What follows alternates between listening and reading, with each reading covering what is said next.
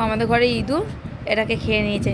আর এই ইঁদুরটা হচ্ছে এই যে এই ইঁদুর, এই যে এইটা খাওয়ার পরে আমাকে ডাকতে এসে যে এই বোতলটা নিয়ে এসে ডাকতে এসে, মানে কি সুন্দর একটা খাবার খেয়েছে।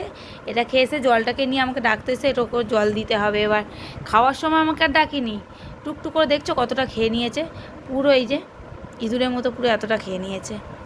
আমি জানতেও পারিনি ও যে বসে বসে এটা খাচ্ছে। এত দুষ্টু করে সারা দিন। এই যে এই ইঁদুরটা খেয়ে নিয়েছে, বড় ইঁদুর এটা, এই ইঁদুরটা খেয়ে নিয়েছে ওটা। Hello everyone, good morning, welcome back to my channel. আশা করছি তোমরা খুব খুব খুব খুব ভালো আছো। আমি খুব ভালো আছি। আর সবাইকে একটা নতুন সকাল, নতুন দিন, সবাইকে অনেক অনেক ভালোবাসা। সবার দিনটা সুন্দর কাটুক, ভগবানের কাছে এই প্রার্থনা করি। আর এই চললো সারাদিন, এবার দৌড় ঝাঁপ, এবার চললো সারাদিন ক্লান্তময় জীবন আমার। এবার এখন জানো তো ইদানিং এত বিচ্ছিরি একটা অবস্থা আমার আরম্ভ হয়েছে। যেমন হাতে পায়ে যন্ত্রণা করছে, তেমন হাতে তো যন্ত্রণা করছে, তার সাথে পায়ে তো মারাত্মক লেভেলে যন্ত্রণা করছে। রোজই মোটামুটি ওষুধ খেয়ে আমাকে শুতে হচ্ছে, মানে থাকতে পারছি না, এত পাটা কামড়াচ্ছে, যন্ত্রণা করছে প্রচণ্ড পরিমাণে। এই নিয়ে আমার জীবনযাপন চলছে। আজ সকাল থেকে এত কাজের চাপ পড়ে যায় না, আর না এই মুহূর্তে দাঁড়িয়ে আমি আর পেরে উঠছি না। ওই কারণে হয়তো হচ্ছে, নাকি দৌড়ঝাঁপ করছি তার কারণে হচ্ছে, বুঝতে পারছি না। চলো ফটাফট আছে বলে বলি আজকে মেনু কী আছে রান্নাবান্না। আপাতত এখন উচ্ছে আলুটা কেটে চচ্চড়িটা বসিয়ে দেবো, তারপর বান্টি যাবো হচ্ছে মাছ আনতে। আর মাছ এনে দেখি কী কী মাছ আনছে। এবার মাছের ঝোল করবো, ইচ্ছা আছে, বলেছে কি যে রুই মাছ নিয়ে আসবে, আনলে একটু মাছের ঝোল করবো। তার আগে ও আজ যেতে যেতে আগে কাটাকুটি চচ্চড়িটা বসিয়ে এবার কাটাকুটিটা টুকটাক করে করতে থাকে, তাহলে ঝপাঝপ হবে। ওইদিকে ছেলেরও খাবার সময় হয়ে যাবে, ছেলেও নেই, চলে গেছে একটু রূপার বাড়িতে, মামুনি নিয়ে গেছে। এলে ওকে খাওয়া দাওয়া করে তারপর ঘুম পাড়ি, তারপর বাদ বাকি কাজ বাজ যা আছে সেইগুলোকে সারবো। আর এই উচ্ছে চচ্চড়িটা করে নিই। এই চচ্চড়িটা যেন আমাদের ঘরে সবাই মোটামুটি খেতে ভালোবাসে। আমি একটু তিতোটা যেহেতু কম খাই, ওরা খায়, আমি একটু কমই খাই, আমার একটু ভালো লাগে না খুব একটা। ভাজা হলে তবু একটু আলুগুলো বেছে বেছে করে খাই। আর উচ্ছে চচ্চড়ি এই তরকারিটা না একটু তিতো তিতো হয়ে যায়। আমাদের ঘরে কিন্তু সবাই বেশ মোটামুটি খুব ভালো খায়, আমার ঘর থেকে আরম্ভ করে সবাই খুব ভালো খায়। চলো ফটাফট করে এটাকে ধুয়ে ধায়ে নিই, ধুয়ে ধায়ে একদম কড়াতে ডায়ে দিয়ে দেবো। তাহলে ভিডিওটা দেখতে থাকো। আর দেখো তো ফোড়নে দিয়ে দিয়েছি শুকনো লঙ্কা আর একটু পাঁচফোড়ন।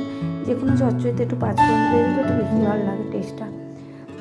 সংসার জীবন বড়ই অদ্ভুত বলো, কখন মানুষ কী করে, বা কখন আমি জীবনে কোনোদিন ভাবিনি বাজার দোকান করবো। আমার তো একদম ইচ্ছা বাইরে ছুটেছি দোকান বাজার করবো, কিন্তু এখন দেখো দোকান বাজার সবই আমি করি।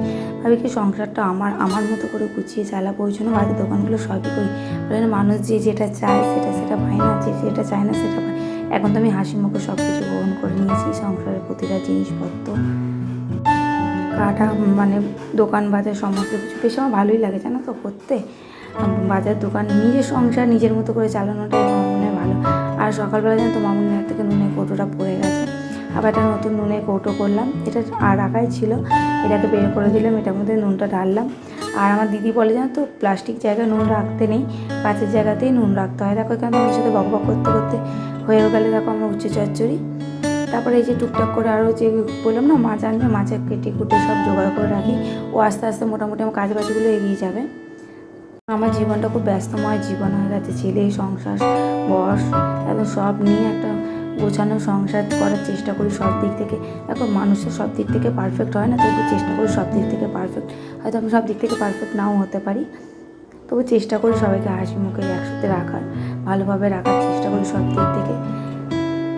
আমার সাথে সাথে নিজেকেও গুছিয়ে তুলেছি, নিজেকে নিজের মতো করে। নিজের আমিটাকে তো হারিয়ে ফেলেছি, এখন সবার দিকটা ভাবতে হচ্ছে, নিজের দিকটাই ভেবে ওঠা হয় না। নিজের চাহিদাগুলো নিজের ইচ্ছাগুলো কোনো কিছুই তেমনভাবে পূরণ হয় না। সবার ইচ্ছা পূরণ করতে করতে একসময় দেখি নিজের ইচ্ছা, কিন্তু নিজের ইচ্ছা প্রায়োরিটি দেওয়া খুব দরকার, খুব দরকার। নিজেকে ভালো না বাঁচতে পারলে কাউকে তো ভালোবাসা যায় না।